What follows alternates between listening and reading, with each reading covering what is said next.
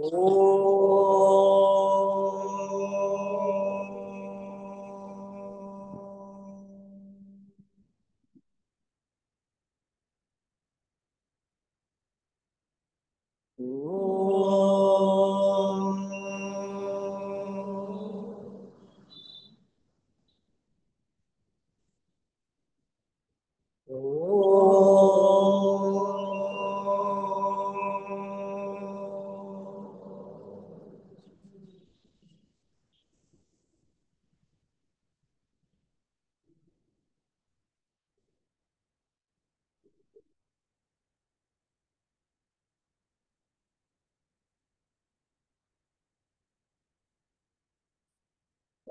ಆತ್ಮೀಯ ಸೋದರ ಸೋದರರೇ, ನಿನ್ನೆ ತರಗತಿಯಲ್ಲಿ 47ನೇ ಸೂತ್ರವನ್ನ ತಿಳ್ಕೊಂಡು ಇವತ್ತು ಅದರೇ ಮುಂದುವರಿಸಿಕೊಂಡಿರ್ತಕ್ಕಂತಹ ಭಾಗ ಸೂತ್ರ 48.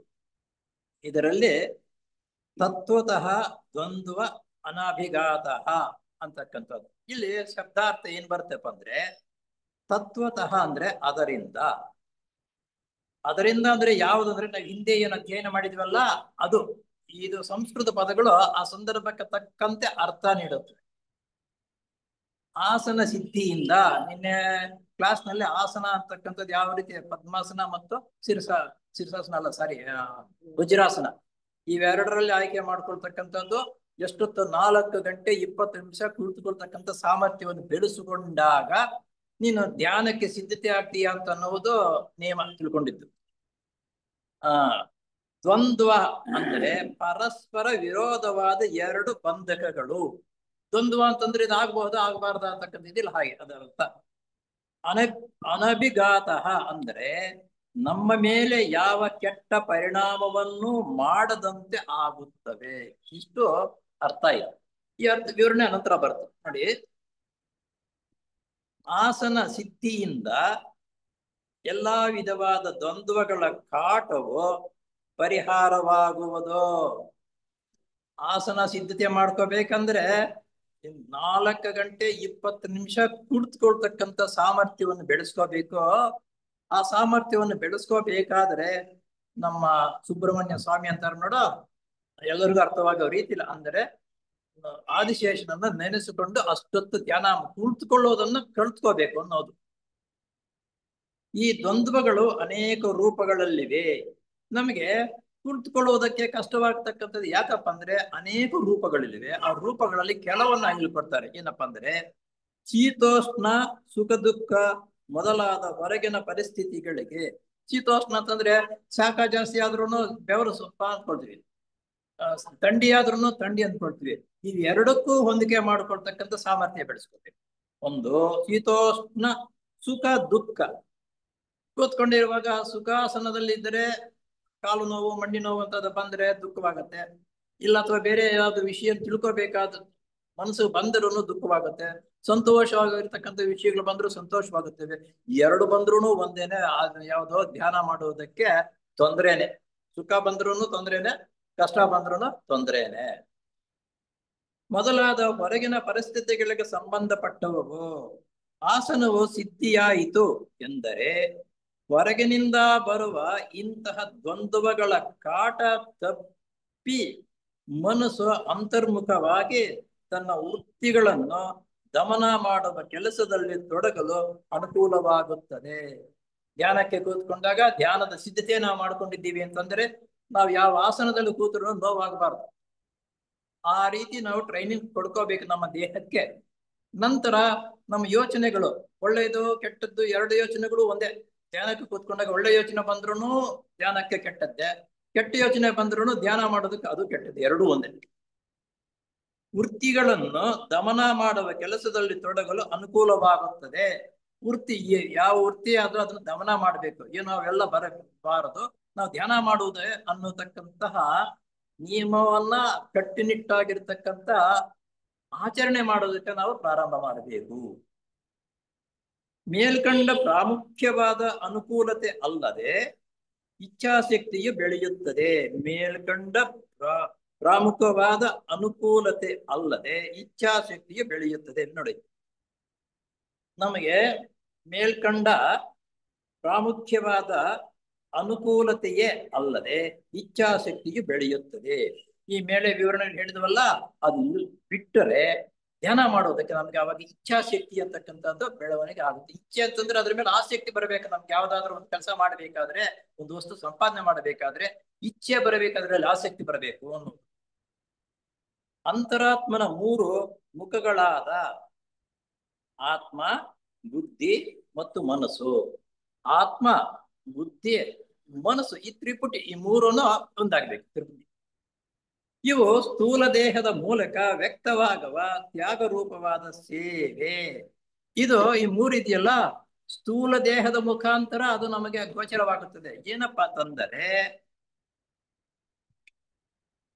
ಆತ್ಮ, ಬುದ್ಧಿ ಮತ್ತು ಮನಸ್ಸು ಇವು ಸ್ಥೂಲ ದೇಹದ ಮೂಲಕ ವ್ಯಕ್ತವಾಗುವ ತ್ಯಾಗ ರೂಪವಾದ ದೇಹ ಇದೆಯಲ್ಲ, ಸ್ಥೂಲ ದೇಹ. ಈ ಸ್ಥೂಲ ದೇಹದ ಮುಖಾಂತರ ಅವು ಹೊರಗೆ ಬರುತ್ತಂತೆ. ಯಾವಾಗ? ಯಾಕಂದ್ರೆ ಸೇವೆ ಮಾಡೋದು, ಕಾಮ ಅಂದ್ರೆ ಕೋರಿಕೆಗಳು, ದೇಹದ ಮೂಲಕ ಅಭಿವ್ಯಕ್ತವಾಗುವಂತಹ ಇವು ಪ್ರೇಮ, ಕಾಮ ಇವೆಲ್ಲ ಬಂದರೆ, ಕಾಮ ಅಂದ್ರೆ ಕೋರಿಕೆಗಳು, ಇವು ಬಂದರೆ ಪ್ರೇಮ, ಕರುಣೆ, ಭಕ್ತಿ ಭಾವನೆಗಳು ಮತ್ತು ರೂಪದೇಹದ ಮೂಲಕ ವ್ಯಕ್ತವಾಗುವ ವಿಚಾರ ಶಕ್ತಿ ರೂಪಗಳಲ್ಲಿ ಪ್ರತಿಬಿಂಬಿತವಾಗುತ್ತವೆ. ಇದು ಸ್ಥೂಲ, ಅವೆಲ್ಲ ಪ್ರೇರಣೆ ಕೊಡುತ್ತೆ, ಕಾಮದೇಹವು, ಮನೋದೇಹವು. ಆದರೆ ಕಾರ್ಯರೂಪ ತರತಕ್ಕಂಥದ್ದು ಈ ಸ್ಥೂಲ ದೇಹ. ಈ ಸ್ಥೂಲ ದೇಹದಲ್ಲಿ ಕಾರ್ಯರೂಪಕ್ಕೆ ಬಂದರೆ ನಮ್ಮ ಧ್ಯಾನವ ಹೋಯ್ತು. ಅದನ್ನ ತಡೆಗಟ್ಟತಕ್ಕಂಥ ಸಾಮರ್ಥ್ಯ ಬೆಳೆಸ್ಕೋಬೇಕು ಅನ್ನೋದು. ಆದುದರಿಂದಲೇ ತ್ಯಾಗ ರೂಪದ ಸೇವಾ ಕಾರ್ಯವು ಆತ್ಮದ ಇಚ್ಛಾಶಕ್ತಿಯನ್ನು, ಪ್ರೇಮಾದಿ ಭಾವನೆಗಳು, ಬುದ್ಧಿಯನ್ನು, ವಿಚಾರ ಶಕ್ತಿಯು, ಶುದ್ಧ ಮನಸ್ಸನ್ನು ಪ್ರಚೋದನೆ ಮಾಡುತ್ತದೆ. ಮೊದಲ ಬಾರಿಗೆ ನಾವು ದ್ವೇಷ ಅಂತಕ್ಕಂಥದ್ದನ್ನ ಶಮನ ಮಾಡ್ಕೋಬೇಕು. ಎಲ್ಲರಲ್ಲಿ ಪ್ರೇಮ ಅಂತಕ್ಕಂಥದ್ದನ್ನ ಬೆಳೆಸ್ಕೋಬೇಕು. ಆಗ ನಾವು ವೃದ್ಧಿಯಾಗುವುದಕ್ಕೆ ಮೂಲ ಕಾರಣವಾಗುತ್ತದೆ ಅಂತಂದು. ಮನಸ್ಸು ಬೆಳೆದಿರುವುದಿಲ್ಲ, ಆ ರೀತಿ ಆಗೋದಕ್ಕೆ ಕಾರಣ ಏನಪ್ಪಾ ಅಂದ್ರೆ, ನಮ್ಮ ಮನಸ್ಸು ಬೆಳವಣಿಗೆ ಆಗದೇ ಇದ್ದರೆ ಸ್ವಲ್ಪ ಏನಾದ್ರೂ ವಿರುದ್ಧವಾಗಿದ್ರು ಕೋಪ ಬರುತ್ತೆ, ಸ್ವಲ್ಪ ನಮ್ಮನ್ನು ಹೊಗಳಿದ್ರೆ ಸಂತೋಷ ಆಗುತ್ತೆ, ಸ್ವಲ್ಪ ತೆಗಳಿದ್ರೆ ಕೋಪ ಬರುತ್ತೆ. ಇವೆಲ್ಲ ಆಗೋದಕ್ಕೆ ಕಾರಣ ಏನಪ್ಪಾ ಅಂತಂದ್ರೆ, ನಮ್ಮ ಮನಸ್ಸು ಬೆಳವಣಿಗೆ ಆಗದೆ ಇರುವುದರಿಂದ. ಮನಸ್ಸು ತುಂಬಾ ಬೆಳವಣಿಗೆ ಆಗಿದ್ದರೆ ಇನ್ನು ಬೈದ್ರೂನು ಒಂದೇ, ಹೊಗಳಿದ್ರೂನು ಒಂದೇ. ಅಂತವರು ಪ್ರೇಮ ತ್ಯಾಗಗಳನ್ನು ಬೆಳೆಸಿಕೊಂಡಿದ್ದರೆ ಅಂತವರ ಬುದ್ಧಿ ಮತ್ತು ಇಚ್ಛಾಶಕ್ತಿ ಪ್ರಚೋದನೆಗೊಂಡು, ಮನಸ್ಸು ಬೆಳವಣಿಗೆ ಆಗಿದ್ದರೆ ಇಚ್ಛಾಶಕ್ತಿ ಅಂತಕ್ಕಂಥದ್ದು ಪ್ರಚೋದನೆಗೊಂಡು ಅಂತವರು ಮನಸ್ಸು ಬೆಳೆದ ಪಂಡಿತರಿಗಿಂತ ಆಧ್ಯಾತ್ಮದಲ್ಲಿ ಮುಂದುವರಿಯಲು ಸಾಧ್ಯ. ಮನಸ್ಸು ಬೆಳೆದ ಪಂಡಿತರಿಗಿಂತ ಆಧ್ಯಾತ್ಮದಲ್ಲಿ ಮುಂದುವರಿಯಲು ಸಾಧ್ಯ. ಆಧ್ಯಾತ್ಮದಲ್ಲಿ ನಾವು ಬೆಳವಣಿಗೆ ಆಗಬೇಕಾದ್ರೆ ನಮ್ಮ ಮನಸ್ಸು ಅಂತಕ್ಕಂಥದ್ದು ಬೆಳೆದಿರಬೇಕು. ಮನಸ್ಸು ಬೆಳೆದಿರತಕ್ಕಂಥ ಪಂಡಿತರಿಗಿಂತ ಆಧ್ಯಾತ್ಮದಲ್ಲಿ ಮುಂದುವರಿಯಲು ಸಾಧ್ಯವಾಗುತ್ತದೆ. ಯೋಗಿ ಲೆಡ್ಬೀಟ್ರವರು ಮನಸ್ಸು ಬೆಳೆಯದೇ ಇದ್ದಾಗಿಯೂ ಪ್ರೇಮಾದಿ ಭಾವನೆಗಳನ್ನು ಬೆಳೆಸಿಕೊಂಡು ಆ ಮೂಲಕ ಅಂತರಾತ್ಮನಲ್ಲಿ ಒಂದಾಗಿರುವ ನಿದರ್ಶನಗಳು ಉಂಟು ಎಂದು ಹೇಳುತ್ತಾರೆ. ನಮ್ಮ ಯೋಗಿ ಲೆಡ್ಬೀಟ್ರರು ಮನಸ್ಸು ಬೆಳವಣಿಗೆ ಆಗಿಲ್ವಂತ ನೋಡಿ. ಅವ್ರಿಗೇನು ಆವಾಗ ಮನಸ್ಸು ಬೆಳವಣಿಗೆ ಆಗದೇ ಇದ್ದರೂ ಭಕ್ತಿ ಪ್ರೇಮ ಅಂತಕ್ಕಂಥದ್ದು ಬೆಳೆಸ್ಕೊಂಡಿದ್ದಾರೆ. ಯಾವಾಗ ಭಕ್ತಿ ಪ್ರೇಮವನ್ನ ಬೆಳೆಸ್ಕೊಂಡಾಗ ಆ ಮನಸ್ಸು ಕಂಟ್ರೋಲ್ ಮಾಡಿರ್ತಕ್ಕಂಥವ್ರಿಗಿಂತ ಉನ್ನತ ಮಟ್ಟಕ್ಕೆ ಮುಂದಕ್ಕೆ ಹೋಗ್ತಾರೆ ಅಂತ ಅನ್ನೋದು ಇವರಿಂದ ಆಯ್ತು. ಇನ್ನ ಒಂದು ಉದಾಹರಣೆ ಬರ್ತಾರೆ ನಮ್ಮ ಸಮಾಜದಲ್ಲಿ. ಈಗ ಅವಿದ್ಯಾವಂತನಾಗದಿದ್ದರೂ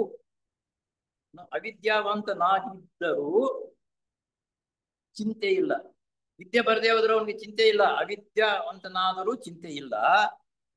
ಆದರೆ ಪ್ರಾಮಾಣಿಕನಾಗಿರಬೇಕು. ಅವಿದ್ಯಾವಂತನು ವಿದ್ಯೆಯನ್ನು ಬರಲ್ಲ, ಆದರೆ ಪ್ರಾಮಾಣಿಕನಾಗಿದ್ದರೆ ಅವನಿಗೆ ಗೌರವ. ವಿದ್ಯಾವಂತನಾಗಿಬಿಟ್ಟು ಅಪ್ರಾಮಾಣಿಕನಾದ್ರೆ ಏನ್ ಪ್ರಯೋಜನ ಬರುತ್ತೆ? ಹಾಗೆ ಇದು 49ರಿಂದ 51ರವರೆಗೆ ಇರುವ ಸೂತ್ರಗಳು ಪ್ರಾಣಾಯಾಮದ ಕ್ರಮವನ್ನು ವಿವರಿಸುತ್ತವೆ. ಮುಂದೆ 49ರಿಂದ 51ನೇ ಸೂತ್ರ ಸಣ್ಣದಾಗಿವೆ. ಅವು ಪ್ರಾಣಾಯಾಮವನ್ನು ಯಾವ ರೀತಿ ಮಾಡಬೇಕು ಅಂತಕ್ಕಂಥದ್ದು ವಿವರಣೆ ಕೊಡುತ್ತವೆ. ಪ್ರಾಣಾಯಾಮವು ಶ್ವಾಸ ಬಂಧನದ ಮೂಲಕ ಹಠಯೋಗಕ್ಕೆ ಸಂಬಂಧಪಟ್ಟಿದ್ದು. ಪ್ರಾಣಾಯಾಮ ಅಂತಂದ್ರೆ ಶ್ವಾಸ ಬಂಧನ ಮಾಡೋದು. ಶ್ವಾಸವನ್ನು ತೆಗೆದುಕೊಳ್ತೀವಿ, ಸ್ವಲ್ಪ ಹೊತ್ತು ನಿಲ್ಲಿಸೋದು, ಉಚ್ಛ್ವಾಸ ನಿಶ್ವಾಸ ಅಂತ ಅನ್ನೋದು. ಉಚ್ಛ್ವಾಸ ಆ ನಂತರ ಆ ಉಸಿರನ್ನು ಬಿಡೋದು, ಬಿಟ್ಟು ತೆಗೆದುಕೊಳ್ಳದರೆ ಸ್ವಲ್ಪ ಹೊತ್ತು ಕಾಯೋದು. ಈ ರೀತಿ ಮಾಡ್ಕೊಳ್ತಕ್ಕಂಥದ್ದನ್ನ ಯೋಗಕ್ಕೆ ಸಂಬಂಧಪಟ್ಟಿದ್ದು ಮತ್ತು ಅಪಾಯಕರವಾದದ್ದು. ಆ ರೀತಿ ಗಾಳಿ ತೆಗೆದುಕೊಂಡು ಸ್ವಲ್ಪ ಹೊತ್ತು ನಿಲ್ಲಿಸಿ ನಂತರ ಗಾಳಿ ಬಿಟ್ಟು ನಂತರ ನಿಲ್ಲಿಸ್ತಕ್ಕಂಥದ್ದೆಲ್ಲ ಇದು ಅಪಾಯಕರವಾಗಿರತಕ್ಕಂಥದ್ದು. ಯೋಗಕ್ಕೆ ಸಿದ್ಧತೆ ಅಲ್ಲ ಅದು ಅಂತ ಹೇಳ್ತಾರೆ. ಬ್ಲಾವಟ್ಸ್ಕಿ ಅಮ್ಮನವರು ಈ ವಿಷಯವಾಗಿ ಹಠಯೋಗ ವಿದ್ಯೆಯು ಶ್ವಾಸ ಬಂಧನವನ್ನು ಬೋಧಿಸುತ್ತದೆ, ಅದು ತುಂಬಾ ಅಪಾಯಕರವಾದಿದ್ದು, ನಮ್ಮ ಗುರುಗಳು ಇದನ್ನು ಒಪ್ಪುವುದಿಲ್ಲ. ಅಮ್ಮ ಅವ್ರು ಹೇಳ್ತಕ್ಕಂಥದ್ದು ಯಾರು? ಅಮ್ಮ ಅವ್ರಂದ್ರೆ ಅನಿಬೇಸೆಂಟ್ ಅಲ್ಲ, ಇಲ್ಲಿ ಹೇಳ್ತಾ ಇರೋದು ಅನಿಬೇಸೆಂಟ್ ಅಲ್ಲ. ನೋಡಿ, ಬ್ಲಾವಟ್ಸ್ಕಿ ಅವರು ಹೇಳ್ತಾರೆ, ಹೀಗೆ ಶ್ವಾಸನ ಬಂಧನವನ್ನ ಮಾಡಿ ಮಾಡ್ತಕ್ಕಂಥದ್ದು ಹಠಯೋಗವಾಗುತ್ತೆ, ಇದು ನಮಗೆ ಸಮನ್ವಯವಾಗಲ್ಲ, ಇದು ಬೇಡ ಅಂತ ಹೇಳ್ತಾರೆ. ಇದು ತುಂಬಾ ಅಪಾಯಕರವಾದಿದ್ದು, ನಮ್ಮ ಗುರುಗಳು ಇದನ್ನು ಒಪ್ಪುವುದಿಲ್ಲ. ಥಿಸಾಫಿಲ್ ಸೊಸೈಟಿ ಸಂಬಂಧಪಟ್ಟಿರ್ತಕ್ಕಂಥ ಗುರುಗಳು ಹಠಮಾರಿತನ ಹಠಯೋಗ ಮಾಡ್ತಕ್ಕಂಥದ್ದು ಸರಿಯಲ್ಲ ಅಂತ ಅನ್ನೋದು ಬೋಧನೆ ಮಾಡ್ತಾರೆ. ಇಲ್ಲ, ಧ್ಯಾನ ಅಲ್ಲ, ಧ್ಯಾನ ಮಾಡೋದಲ್ಲ, ಇದು ಉಚ್ಛ್ವಾಸ ನಿಶ್ವಾಸ ಅಂತಕ್ಕಂಥದ್ದು ಹಠಮಾರಿತನ, ಹಠಯೋಗ ಬೇಡ, ಅದು ಸರಿಯಲ್ಲ ಅಂತ ಅನ್ನೋದು ಹಠಯೋಗ. ಯಾಕಂದರೆ ಇದಕ್ಕೆ ಸಂಬಂಧಪಟ್ಟ ಅಭ್ಯಾಸಗಳು ವಾಮ ಮಾರ್ಗಕ್ಕೆ ಸಾಧಕನನ್ನು ಕರೆದೊಯ್ಯುತ್ತವೆ. ವಾಮ ಮಾರ್ಗ, ಉಸಿರನ್ನು ನಾವು ಜಾಸ್ತಿ ಹೊತ್ತು ನಿಲ್ಲಿಸೋದು, ನಂತರ ಉಸಿರನ್ನು ಬಿಡುವುದು, ನಿಲ್ಲಿಸುವುದು, ಇದು ವಾಮ ಮಾರ್ಗಕ್ಕೆ ದಾರಿ ತೋರಿಸುತ್ತದೆ. ಇದು ಕೆಟ್ಟದ್ದು, ಇದು ಮಾಡಬಾರದು. ಕೆಲವರು ವಿದ್ಯಾರ್ಥಿಗಳು ತಮ್ಮ ಎಚ್ಚರಿಕೆಯನ್ನು ಗಮನಿಸದೆ ಈ ಮಾರ್ಗವನ್ನು ಅವಲಂಬಿಸಿದ್ದರಿಂದ ಅವರಲ್ಲಿ ಇಬ್ಬರಿಗೆ ಕ್ಷಯರೋಗ ಪ್ರಾಪ್ತಿಯಾಯಿತು. ಈ ರೀತಿ ಹಠಯೋಗವನ್ನು ಮಾಡುವುದರಿಂದ ಕೆಲವು ಕಾಯಿಲೆಗಳು ಬರುತ್ತವೆ ಅಂತಕ್ಕಂಥದ್ದನ್ನ ಅವರು ಉದಾಹರಣೆಗೆ ಹೇಳ್ತಾ ಇದ್ದಾರೆ. ಇತರರು ತಮ್ಮ ಸಮತ್ವವನ್ನು ಕಳೆದುಕೊಂಡು, ಸಮತ್ವ ಅಂತಂದ್ರೆ ನಮಗೆ ಬ್ಯಾಲೆನ್ಸ್ ಇರಬೇಕು. ಮಾತನಾಡಬೇಕಾದ್ರೆ ಯಾವ ಸಂದರ್ಭದಲ್ಲಿ ಏನ್ ಮಾತನಾಡಬೇಕು, ಎಲ್ಲಿ ಏನ್ ಮಾತನಾಡಬೇಕು, ಎಲ್ಲಿ ಯಾವ ರೀತಿ ನಡ್ಕೋಬೇಕು, ಯಾವ ರೀತಿ ಇರಬೇಕು ಅಂತಕ್ಕಂಥದ್ದು ಸಮತ್ವ, ಯೋಚನೆ ಅಂತಕ್ಕಂಥದ್ದು ಬರೋದು ಸಮತ್ವ ಅಂತ ಅನ್ನೋದು ನಮ್ಮಲ್ಲಿ ಇದ್ರೆ ಆ ಸಂದರ್ಭಕ್ಕೆ ತಕ್ಕಂತೆ ಹೊಂದಾಣಿಕೆ ಮಾಡ್ಕೊಳ್ತಕ್ಕಂಥ ಸಾಮರ್ಥ್ಯ ನಮ್ಗೆ ಬರುತ್ತೆ. ಆ ಹಠಯೋಗ ಮಾಡುವುದರಿಂದ ಆ ಸಮತ್ವವನ್ನು ಕಳೆದುಕೊಳ್ಳುತ್ತೇವೆ. ಇದರಿಂದ ಬೇಡ ಅನ್ನೋದು. ಹುಚ್ಚನಾದರೂ ಮತ್ತೊಬ್ಬನು ಆತ್ಮಹತ್ಯೆ ಮಾಡಿಕೊಂಡನು. ಈ ರೀತಿ ಜಾಸ್ತಿ ಆದ್ರೆ ಕೆಲವರು ಹುಚ್ಚರಾಗಿ ಬಿಡ್ತಾರೆ. ಇನ್ನು ಕೆಲವರು ಅದೇ ಜಾಸ್ತಿ ಆದಾಗ, ಹುಚ್ಚತನವು ಜಾಸ್ತಿ ಆದಾಗ ಆತ್ಮಹತ್ಯೆ ಮಾಡ್ತಾರೆ. ಆದ್ರಿಂದ ಇದು ಕೆಟ್ಟದ್ದು ಅನ್ನೋದು ನಮ್ಮವ್ರು ಹೇಳುದು. ಮತ್ತೊಬ್ಬನು ತಂತ್ರವಿದ್ಯೆಯನ್ನ ಅವಲಂಬಿಸಿ ವಾಮ ಮಾರ್ಗಕ್ಕೆ ತಿರುಗಿದನು. ತಂತ್ರವಿದ್ಯೆ ಅಂತಂದ್ರೆ ಒಬ್ಬರ ಮೇಲೆ ಏನಾದ್ರೂ ಕೆಟ್ಟ ಪರಿಣಾಮ ಮಾಡುದು, ವಾಮ ಮಾರ್ಗ ಅನ್ನೋದು. ಆ ರೀತಿ ಹೋಗ್ತಾರೆ. ಆದ್ರಿಂದ ಇದು ತಪ್ಪು, ಸರಿಯಲ್ಲ, ಇದಂತ ನಮ್ಮವರು ಒಪ್ಪುವುದಿಲ್ಲ. ರಾಜಯೋಗ ವಿದ್ಯೆಯು ಸೃಷ್ಟಿ ಕ್ರಮಕ್ಕೆ ಸಂಬಂಧಪಟ್ಟ ನಿಯಮವನ್ನು ಅನುಸರಿಸುತ್ತದೆ. ರಾಜಯೋಗ ಪದ್ಧತಿ ಇದೆಯಲ್ಲ, ಸೃಷ್ಟಿ ಹೇಗೆ ಸೃಷ್ಟಿಯಾಯಿತು, ಹೆಂಗ ಆಯಿತು ಅಂತಕ್ಕಂಥದ್ದು ವಿವರಣೆಯನ್ನು ತಿಳಿಸ್ತಕ್ಕಂಥ ಶಾಸ್ತ್ರ ರಾಜಯೋಗ.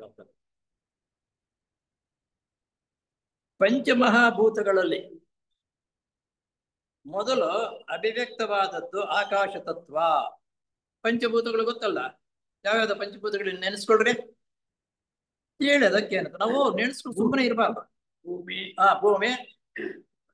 ಆಕಾಶ, ಅಗ್ನಿ, ತೇಜಸ್, ಹೀಗೆ ಇದು ಪಂಚಭೂತಗಳು. ಈ ಪಂಚಭೂತಗಳಲ್ಲಿ ಪ್ರಥಮವಾಗಿ ಹುಟ್ಟಿದ್ದು ಆಕಾಶ ತತ್ವ ಅಂತ. ಪ್ರಥಮವಾಗಿ ಮೊದಲು ಅಭಿವ್ಯಕ್ತವಾದದ್ದು ಆಕಾಶ ತತ್ವ. ಈ ಆಕಾಶ ತತ್ವದಲ್ಲಿ ಅಭಿವ್ಯಕ್ತವಾಗುವುದು ಆತ್ಮವು. ಆತ್ಮ ಆಕಾಶ ತತ್ವದಲ್ಲಿ ಅಲ್ಲಿ ಪ್ರಾರಂಭವಾಗಿದ್ದು, ಈ ಪಂಚಭೂತಗಳಲ್ಲಿ ಅದು ಪ್ರಥಮವಾಗಿ ಹುಟ್ಟಿದ್ದು ಆತ್ಮ ಅಲ್ಲಿ ಬರುವುದು. ಇದು ಇಚ್ಛಾ ಪ್ರಧಾನವಾದದ್ದು. ಇಚ್ಛಾ ಪ್ರಧಾನವಾದದ್ದು, ಇಚ್ಛಾ ಅಂತಂದ್ರೆ ಈಶ್ವರನಿಗೂ ಸಂಕೇತ. ಆದುದರಿಂದ ಇಚ್ಛಾಶಕ್ತಿಯ ಮೂಲಕ ಮನಸ್ಸಿನ ವೃತ್ತಿಗಳನ್ನು ದಮನ ಮಾಡುವ ವಿಧಾನವನ್ನು ರಾಜಯೋಗಿಯು ಅನುಸರಿಸುತ್ತದೆ. ಇಚ್ಛೆ ಅಂದರೆ ಮನಸ್ಸನ್ನ ದಮನ ಮಾಡ್ತಕ್ಕಂಥದ್ದು. ಕೆಟ್ಟ ಕೆಲಸ, ಕೆಟ್ಟ ವ್ಯವಹಾರಗಳಿಗೆ ಮನಸ್ಸು ಹೋಗದಿರೋದನ್ನು ದಮನ ಮಾಡಿ ಹಿಡಿತದಲ್ಲಿ ಹಿಡ್ಕೊಳ್ತಕ್ಕಂಥದ್ದನ್ನು ಹೇಗೆ ಅಂತ ಅನ್ನೋದು ರಾಜಯೋಗವು ತಿಳಿಸಿಕೊಡುತ್ತದೆ ನಮಗೆ. ಆದರೆ ಹಠಯೋಗಿಯು ಕೇವಲ ಸ್ಥೂಲ ದೇಹದ ಮಟ್ಟದಿಂದ ತನ್ನ ಅಭ್ಯಾಸವನ್ನ ಪ್ರಾರಂಭಿಸುತ್ತದೆ. ಹಠಯೋಗ ಇದೆಯಲ್ಲ, ಸ್ಥೂಲ ದೇಹಕ್ಕೆ ಸಂಬಂಧಪಟ್ಟಿರತಕ್ಕಂಥದ್ದನ್ನ ಕಲಿಸಿಕೊಡುತ್ತದೆ ಹೊರತು ಆತ್ಮ, ಮನಸ್ಸು, ಬುದ್ಧಿ ಅಂತಕ್ಕಂಥ ಇದಕ್ಕೆ ಏನು ಪ್ರಯೋಜನ ಆಗುವುದಿಲ್ಲ. ಯಾವುದರಿಂದ? ಹಠಯೋಗದಿಂದ. ಶರೀರ ಸುಡುತ್ತೆ. ಆದರೆ ರಾಜಯೋಗದಿಂದ ಪ್ರಾರಂಭ. ಇದು ಶರೀರದ ಕಡೆ ಹೋಗಲ್ಲ, ಮೊದಲು ಮನಸ್ಸು ಬುದ್ಧಿ ಅಂತಕ್ಕಂಥದ್ದು ಕಂಟ್ರೋಲ್ ಮಾಡ್ಕೊಂಡು ಯಾವ ರೀತಿ ಮಾಡ್ಬೇಕು ಅಂತಕ್ಕಂಥದ್ದು ರಾಜಯೋಗದಲ್ಲಿ ತಿಳಿಸ್ಕೊಡ್ತಾರೆ ಎಂದು ಹೇಳುತ್ತಾರೆ. ಹುತ್ತ ಬಡಿದರೆ ಹಾವು ಸಾಯುವುದೇ? ಇಲ್ಲಿ ಒಂದು ಸರ್ವಜ್ಞ ಕವಿ ಹೇಳ್ತಾರೆ, ನೀನು ಮನಸ್ಸು ಬುದ್ಧಿ ಇದನ್ನೆಲ್ಲ ಕಂಟ್ರೋಲ್ ಮಾಡ್ಕೊಳ್ತಕ್ಕಂಥ ಸಾಮರ್ಥ್ಯವನ್ನು ಬೆಳೆಸ್ಕೊಳ್ತೀರಾ, ಬರೀ ದೇಹಕ್ಕೆ ದಂಡನೆ ಕೊಟ್ರೆ ನಾವು ಆಧ್ಯಾತ್ಮಿಕ ವಿಷಯದಲ್ಲಿ ಮುಂದಕ್ಕೆ ಹೋಗೋಕೆ ಸಾಧ್ಯವಾಗುತ್ತದ? ಅಂದ್ರೆ ಹುತ್ತದ ಒಳಗಡೆ ಹಾವಿದೆ, ಹುತ್ತವನ್ನು ಮೇಲ್ಗಡೆಯಿಂದ ಹೊಡೆದ್ರೆ ಹಾವಿಗೇನಾದ್ರೂ ತೊಂದರೆ ಆಗುತ್ತಾ? ಆಗುತ್ತದೆ ಅಂತ ಅನ್ನೋದು. ವಚನದಂತೆ ಇದು ಸರಿಯಾದ ಕ್ರಮವಲ್ಲ. ಅದು ಉದಾಹರಣೆ ಹೇಳಿರೋದು ನಮ್ಗೆ ರಾಚಪ್ಪನವರು. ಆದುದರಿಂದ ಈ ಪ್ರಾಣಾಯಾಮಕ್ಕೆ ಸಂಬಂಧಪಟ್ಟ ಸೂತ್ರಗಳನ್ನು ಅರ್ಥ ಸಹಿತ ಮಾತ್ರ ನಮೂದಿಸಿರುತ್ತೇವೆ. ಇಲ್ಲಿ ಪ್ರಾಣಾಯಾಮಕ್ಕೆ ಸಂಬಂಧಪಟ್ಟಿರ್ತಕ್ಕಂಥದ್ದು ಬ್ರೀಫ್ ಆಗಿ ಹೇಳ್ತಿರ್ತೀನಿ ಅಂತ ಅನ್ನೋದು ಹೇಳ್ತಾರೆ. ಏನಪ್ಪಾ ಅಂತಂದರೆ, ಹಿಂದಿನ ಸೂತ್ರದ ಅನುಷ್ಠಾನವನ್ನು ಸಾಧಿಸಿದ ಮೇಲೆ ಪ್ರಾಣಾಯಾಮವನ್ನು ತೆಗೆದುಕೊಳ್ಳಬೇಕು. ಅಂದರೆ ಹಿಂದಿನ ಸೂತ್ರದ ಅನುಷ್ಠಾನವನ್ನು ಸಾಧಿಸಿದ ಮೇಲೆ ಪ್ರಾಣಾಯಾಮವನ್ನು ತೆಗೆದುಕೊಳ್ಳಬೇಕು. ಹಿಂದಿನ ಸೂತ್ರದಲ್ಲಿ ಅನುಷ್ಠಾನ ಮಾಡೋದು ಯಾವುದು? 4 ಗಂಟೆ 20 ನಿಮಿಷ ಒಂದೇ ಆಸನದಲ್ಲಿ ಕುಳಿತುಕೊಳ್ತಕ್ಕಂಥ ಸಾಮರ್ಥ್ಯವನ್ನು ಬೆಳೆಸಿಕೊಂಡಾಗ ಆವಾಗ ಇದನ್ನು ಕಂಟ್ರೋಲ್ ಮಾಡತಕ್ಕಂಥ ಸಾಮರ್ಥ್ಯ ನಮಗೆ ಬಂದಿರುತ್ತದೆ. ಆವಾಗ ಮಾತ್ರ ಮಾಡಬಹುದು, ಅದಕ್ಕೆ ಮೊದಲು ಮಾಡಬಾರದು. ನಂತರ ದೇಶ ಕಾಲ ಸಂದರ್ಭಗಳಿಗೆ ಅನುಸಾರವಾಗಿ ಸ್ತಂಭವನ್ನು ಮಾಡಬೇಕು. ಸ್ತಂಭ ಅಂದ್ರೆ ಉಸಿರು ನಿಲ್ಲಿಸ್ತಕ್ಕಂಥದ್ದು. ದೇಶ ಕಾಲ ಇದಕ್ಕೆ ಸಂಬಂಧಪಟ್ಟಂತೆ ಸ್ತಂಭನ ಮಾಡಬಹುದು. ಅಷ್ಟೊತ್ತಿಗೆ ನಿನ್ನೆಲ್ಲ ಅನುಭವಗಳಾಗಿರುತ್ತೆ. ನಿನಗೆ ಸ್ತಂಭನ ಎಷ್ಟೊತ್ತು ಮಾಡಬೇಕು ಮಾಡಬಾರದು ಅಂತಕ್ಕಂಥದ್ದು ಅದನ್ನ ಕಂಟ್ರೋಲ್ ಮಾಡ್ತಕ್ಕಂಥ ಸಾಮರ್ಥ್ಯ ನಿನ್ನ ದೇಹಕ್ಕೆ ಬಂದಿರುತ್ತೆ. ನಿಮ್ಮ ಮನಸ್ಸು ದೇಹವು ಸಮನ್ವಯವಾಗಿ ಆ ಕೆಲಸ ಮಾಡ್ತಕ್ಕಂಥ ಶಕ್ತಿ ನಿನ್ನ ಬೆಳವಣಿಗೆ ಆದಾಗ ಅದು ಮಾಡಬಹುದು ಅಂತನ್ನೋದು. ಇದು ಇಷ್ಟು. ಬಾಹ್ಯಾಭ್ಯಂತರಗಳ ಅನುಷ್ಠಾನಗಳಿಗೆ ಮೀರಿದ 4ನೆಯದು ಬಾಹ್ಯಾಭ್ಯಂತರ ಅಂದ್ರೆ ನಮ್ಮ ಒಳಗೂ ಹೊರಗೂ ಅಂತಕ್ಕಂಥ ನೋಡು. ಇದಕ್ಕೆ ಮೀರಿ ಕೆಲಸ ಮಾಡ್ತಕ್ಕಂಥ ಸಾಮರ್ಥ್ಯವನ್ನು ನಾವು ಬೆಳೆಸಿಕೊಂಡಿದ್ದ ಆದ ಮೇಲೆ ಏನಾಗುತ್ತಂದ್ರೆ 52ನೇ ಶ್ಲೋಕ ಅಲ್ಲಿಂದ ಏನಾಗುತ್ತಪ್ಪ ಅಂದ್ರೆ, ಇದರ ಫಲಿತಾಂಶವಾಗಿ ಪ್ರಕಾಶಾವರಣವು ನಾಶವಾಗುತ್ತದೆ. ಇದರ ಫಲಿತಾಂಶವಾಗಿ ಪ್ರಕಾಶಾವರಣವು ನಾಶವಾಗುತ್ತದೆ. ಇದಕ್ಕೆ ಸರಿಯಾದ ಅರ್ಥವಾಗದೆ ಒಬ್ಬೊಬ್ಬರು ಒಂದೊಂದು ವಿಧವಾದ ವ್ಯಾಖ್ಯಾನ ಮಾಡಿರುತ್ತಾರೆ. ಏನಪ್ಪ ಅಂದ್ರೆ,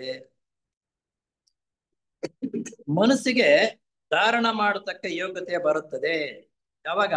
ಆಸನ 4 ಗಂಟೆ 20 ನಿಮಿಷ ಕುಳಿತುಕೊಳ್ತಕ್ಕಂಥದ್ದನ್ನು ಬಂದ ಮೇಲೆ, ಪ್ರಾಣಾಯಾಮ ಅಂತಕ್ಕಂಥದ್ದನ್ನು ಮಾಡುವುದನ್ನು ಕಳಿಸ್ಕೊಂಡ ಮೇಲೆ ಆವಾಗ ಏನಾಗುತ್ತೆ? ಮನಸ್ಸಿಗೆ ಧಾರಣ ಮಾಡೋ ಯೋಗ್ಯತೆ ಬರುತ್ತದೆ. ಕೆಪಾಸಿಟಿ ನಿಯಮ ಬರುತ್ತದೆ. ಇದು ಸ್ವ ಅಂದರೆ ತಮ್ಮ ಅಂದ್ರೆ ನೋಡಿ ಅರ್ಥ. ಸ್ವ ಅಂದ್ರೆ ತಮ್ಮ, ವಿಷಯ ಅಂದ್ರೆ ಶಬ್ದ, ವಿಷಯ ಅಂದ್ರೆ ಶಬ್ದ. ಸ್ಪರ್ಶಾದಿ ವಿಷಯಗಳಿಂದ ಅಸ್ಪ್ರಯೋಗತೆ ದೂರವಿರುವುದೇ. ಪ್ರತ್ಯಾಹಾರ ಅಂದರೆ ವಿಷಯ ಸಾಂಗತ್ಯದಿಂದ ಬೇರ್ಪಡುವುದು. ವಿಷಯ ಸಾಂಗತ್ಯದಿಂದ ಬೇರ್ಪಡುವುದು, ಅದಕ್ಕೆ ಪ್ರತ್ಯಾಹಾರ ಅಂದ್ರೆ ಅದಕ್ಕೆ ಅರ್ಥ ವಿಷಯ ವ್ಯಾಸಂಗದಿಂದ ಬೇರ್ಪಡುವುದು. ಈ ಸಂದರ್ಭದಲ್ಲಿ ಇಂದ್ರಿಯಗಳು ಮನಸ್ಸು ಅನುಸರಿಸುತ್ತದೆ. ಆವಾಗ ಇಂದ್ರಿಯಗಳು ಮನಸ್ಸು ಅನುಸರಿಸಲು ಇಂದ್ರಿಯಗಳು ಮನಸ್ಸು ಇಂದ್ರಿಯಗಳಿಗೆಲ್ಲ ರಾಜನಾಗಿರ್ತಕ್ಕಂಥ ಯಾವ್ದು? ಮನಸ್ಸು. ಆ ಇಂದ್ರಿಯಗಳನ್ನ ಹತೋಟಿಗೆ ತರತಕ್ಕಂಥ ಸಾಮರ್ಥ್ಯ ಮನಸ್ಸಿಗೆ ಬಂದಿರುತ್ತೆ.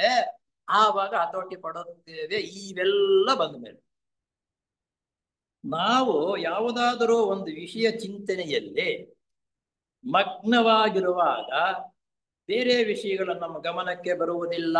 ಇವೆಲ್ಲ ಹತೋಟಿ ಬಂದ್ಬಿಟ್ಟ ಮೇಲೆ ನಮ್ಮ ಮನಸ್ಸು ಇದೆಯಲ್ಲ, ಆ ಇಂದ್ರಿಯಗಳ ಮೇಲೆ ಹತೋಟಿ ತರತಕ್ಕಂಥ ಸಾಮರ್ಥ್ಯ ಬೆಳೆಸ್ಕೊಂಡಾಗ ಯಾವುದೋ ವಿಷಯ ಮೀರಿದ್ದನ್ನ ಪಕ್ಕಕ್ಕೆ ಬಂದರೆ ಅದನ್ನು ತಡ್ಕೊಳ್ತಕ್ಕಂಥ ಸಾಮರ್ಥ್ಯ ನಮ್ಮ ಮನಸ್ಸು ಬೆಳವಣಿಗೆ ಆಗಿರುತ್ತದೆ ಅಷ್ಟೊತ್ತಿಗೆ. ಏಕೆಂದರೆ ಮನಸ್ಸು ಆ ಸಂಬಂಧವಾದ ಇಂದ್ರಿಯಗಳೊಡನೆ ಸೇರಿಕೊಳ್ಳುವುದಿಲ್ಲ. ಇದು ರೂಢಿಯಾಗೆ ತರಬೇತಿ ಬಂದಿದ್ದರೆ ಆ ಇಂದ್ರಿಯಗಳ ಕಡೆ ಆ ಇಂದ್ರಿಯಗಳ ಚೇಷ್ಟೆ ಮಾಡಿದ್ರು ನಾವು ಮನಸ್ಸು ಅದಕ್ಕೆ ಗಮನ ಕೊಡ. ಯಾವಾಗ ಮನಸ್ಸು ಗಮನ ಕೊಡೋದ್ರಿಂದ ನಿನ್ನ ಇಂದ್ರಿಯ ಏನ್ ಪ್ರಚೋದನೆ ಮಾಡಿದ್ರೋನೋ ಇರೋ ನಿನ್ನಷ್ಟಕ್ಕೆ ನೀನಿರೋ ಮನಸ್ಸೇ ಕಂಟ್ರೋಲ್ ಅದು ಅಷ್ಟೊತ್ತಿಗೆ ಬೆಳವಣಿಗೆ ಆಗಿರುತ್ತೆ. ಮನಸ್ಸು ನೀನ್ ಏನ್ ಚೇಷ್ಟೆ ಮಾಡಿದ್ರು ಇಂದ್ರಿಯೋ ಇರೋ ನಿನ್ಗ ವ್ಯವಸ್ಥೆ ಗೊತ್ತಿದೆ ನನಗೆ, ನಿನ್ನಷ್ಟಕ್ಕೆ ನೀನು ಇರು ಅಂತ ಸಾಮರ್ಥ್ಯ ಈ ಮನಸ್ಸಿಗೆ ಬೆಳೆದಿರುತ್ತದೆ.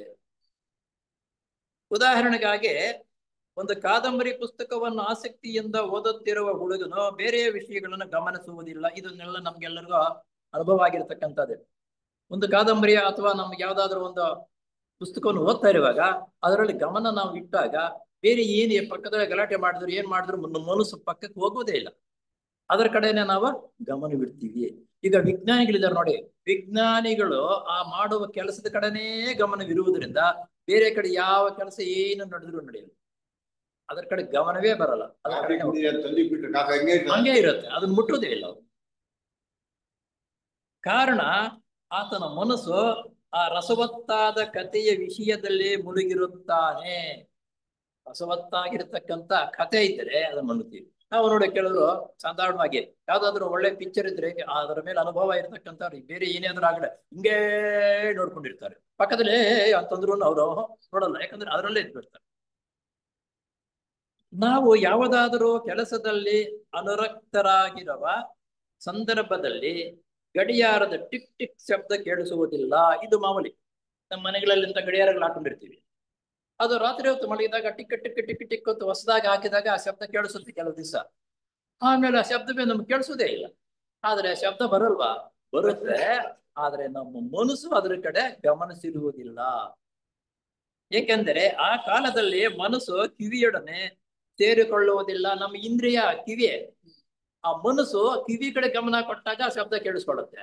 ಅದರ ಕಡೆ ಗಮನ ಕೊಡದೇ ಇರುವಾಗ ಆ ಗಡಿಯಾರದ ಶಬ್ದ ನಮ್ಗೆ ಕೇಳಿಸುವುದಿಲ್ಲ. ಆಗ ಇಂದ್ರಿಯಗಳನ್ನ ತನ್ನ ಹತೋಟಿಯಲ್ಲಿ ಇಟ್ಟುಕೊಳ್ತಕ್ಕಂಥ ಸಾಮರ್ಥ್ಯ ಮನಸ್ಸು ಬೆಳೆಸಿಕೊಂಡಿರುತ್ತದೆ ಅನ್ನೋದಕ್ಕೆ ಅರ್ಥ ಇದೆ. ಹಾಗೆಯೇ ಮನಸ್ಸು ಧಾರಣಕ್ಕೆ ಸಂಬಂಧಪಟ್ಟ ವಿಷಯವನ್ನು ಕುರಿತು ಆಸಕ್ತಿಯಿಂದ ಚಿಂತಿಸುತ್ತಿರುವಾಗ ಹೊರಗಿನ ಪ್ರಪಂಚಕ್ಕೆ ಸಂಬಂಧಪಟ್ಟ ತಾಡನಗಳಿಂದ ಪ್ರತ್ಯಾಹಾರ ಎಂದರೆ ಅವುಗಳ ಸಂಪರ್ಕವೇ ಇಲ್ಲದಂತೆ ಆಗುತ್ತದೆ. ಮನಸ್ಸು ದೃಢವಾಗಿ ಧ್ಯಾನ ಮಾಡ್ತಾ ಇರುವಾಗ ಅದಕ್ಕೆ ಸಂಬಂಧಪಟ್ಟಿರ್ತಕ್ಕಂಥ ವ್ಯಕ್ತಿಯನ್ನಾಗಲಿ ಅಥವಾ ಒಂದು ವಿಷಯವನ್ನಾಗಲಿ ಚಿಂತೆ ಮಾಡ್ತಾ ಇರುವಾಗ ಮನಸ್ಸು ಅದರ ಕಡೆ ನಾವು ಗಮನ ಕೊಟ್ಟಾಗ ಬೇರೆ ಕಡೆ ನಡೆದಿದ್ದು ಯಾವುದು ಗೋಚರವಾಗುವುದಿಲ್ಲ. ಯಾಕಂದ್ರೆ ಅಂತ ಮನಸ್ಸು ಕಂಟ್ರೋಲ್ ಮಾಡ್ಕೊಂಡಿರ್ತಕ್ಕಂಥ ನಮ್ಮ ಯಾರು ವಾಲ್ಮೀಕಿ ಮಹರ್ಷಿಯ ಮೇಲೆ ಕಂಟ್ರೋಲ್ ಮಾಡ್ಕೊಂಡು ಮನಸ್ಸು ಅದರ ಕಡೆನೇ ಗಮನ ಬಿಟ್ಟಾಗ ಸುತ್ತಲೂ ಹುತ್ತ ಬೆಳೆದು ಬಿಟ್ಟು ಇದಿಲ್ಲ ಆದ್ರೂ ಸಮೇತ ಆತನಿಗೆ ಹುತ್ತ ಬೆಳೆದಿದೆ ಅಂತಕ್ಕಂಥ. ಯಾಕ ಕಾರಣ ಮನಸ್ಸು ಅದರ ಕಡೆ ಇದೆ, ಈ ದೇಹದ ಕಡೆ ಇಲ್ಲ. ಆದ್ದರಿಂದ ಆ ಮನಸ್ಸು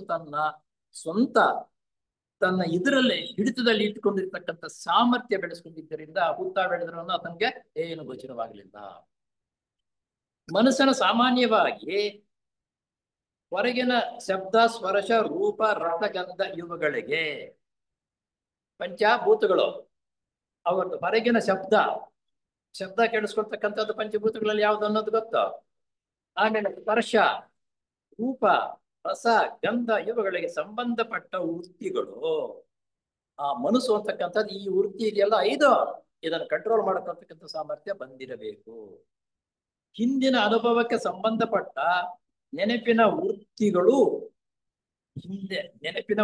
ಅಂದ್ರೆ ಹಿಂದೆ ನಾವೇನಾದ್ರೂ ಒಂದು ಕೆಲಸ ಮಾಡಿರ್ತೀವಿ, ಯಾರಾದ್ರೂ ಹೊಗಳಿರ್ತೀವಿ ಅಥವಾ ಒಬ್ಬರನ್ನ ಬೈದಿರ್ತೀವಿ, ಅದು ನೆನೆಸಿಕೊಳ್ತಕ್ಕಂಥ ಸಾಮರ್ಥ್ಯ ಹೊರಟಾಗಿರುತ್ತೆ.